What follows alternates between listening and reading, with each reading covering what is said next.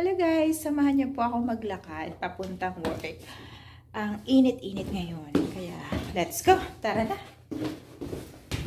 Maglakad lang po ako sa mga about 15 minutes dito. So ready na tayo. Lakad-lakad na. Yan yung mansion namin behind me. Sige. Yan. Yan yung apartment. Nakatira po ako sa apartment. Ayan. Yan yung apartment namin. Lakad-lakad lang po tayo. Papunta ako sa work. So, yan. Minsan naglalakad ako dito during ano po. During winter, of course. So, ganito pa rin yung lugar niya pag winter. Pero, naiba na kasi may ano, may mga green na. Yan.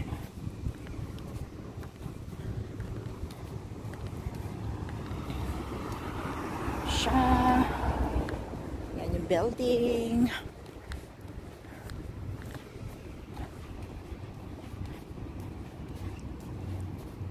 Ang init. Kaya kailangan natin ng sunglasses. Yan. Pag winter naman, punong-puno to ng puti. Yan, mga Christmas tree na yan. Ayan. Ayan. Ayan. Late na ata ako eh. Late sa work. Plano ko pa naman mag-change job. Someday, pag malaki na yung anak ko. Hopefully.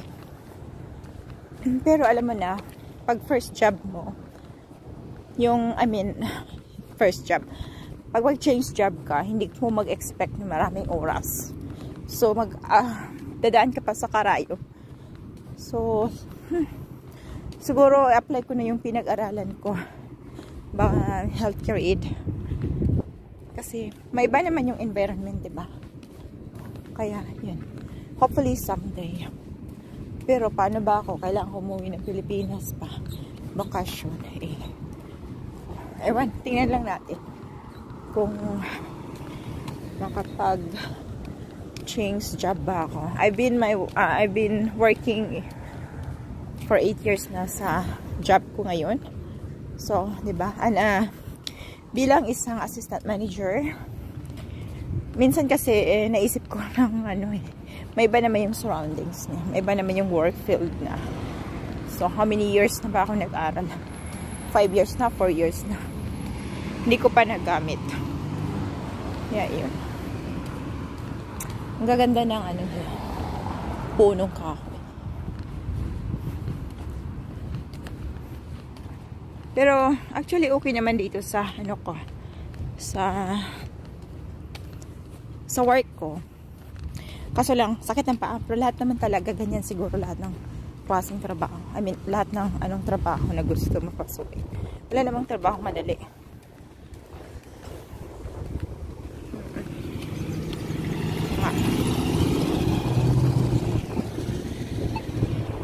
Ayan. Hintay muna tayo. Late na ako eh.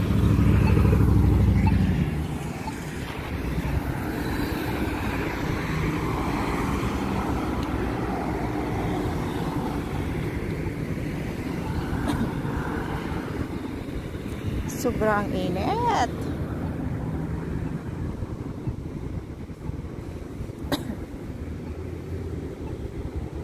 Yan yung bus dito. Ayan, tawid na tayo.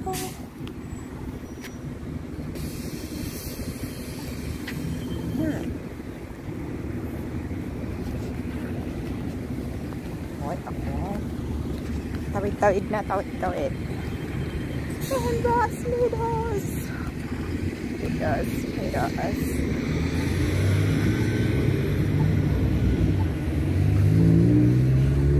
Tsaka, yan. 4 minutes lang.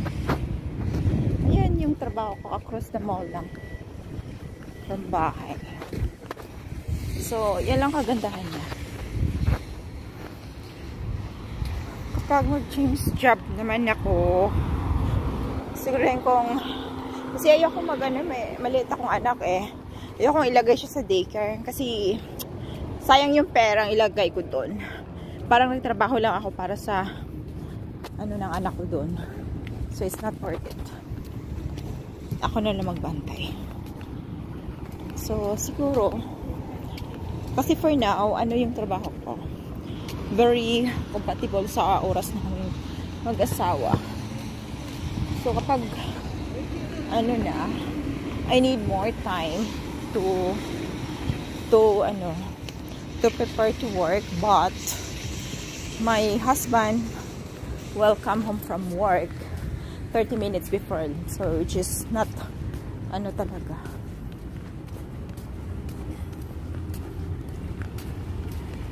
Kaya siguro pag change job ako, mga ano na lang, pag matapos pag ano na siya, pag makakapag kinder na siya, not daycare kasi magbabayad ako. Ayoko magbayad. Trabaho ako pagbayad, no way. Kaya ayun. Ayan, ito na yung mall. 6 minutes na tayo. Ayan. Cross the mall.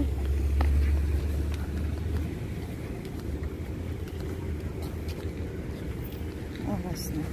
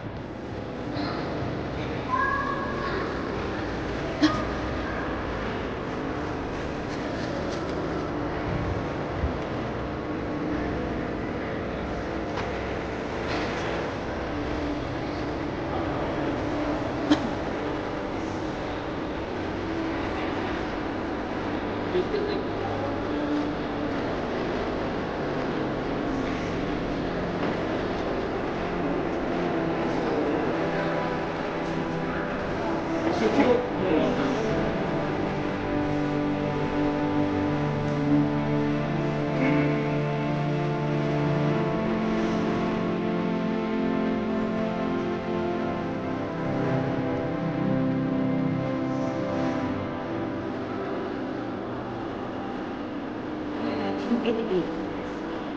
Work na. Yes.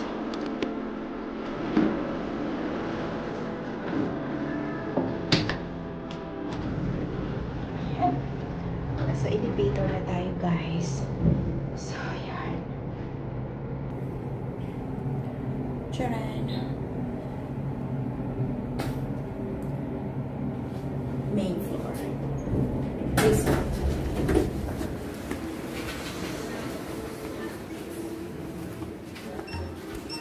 Adam.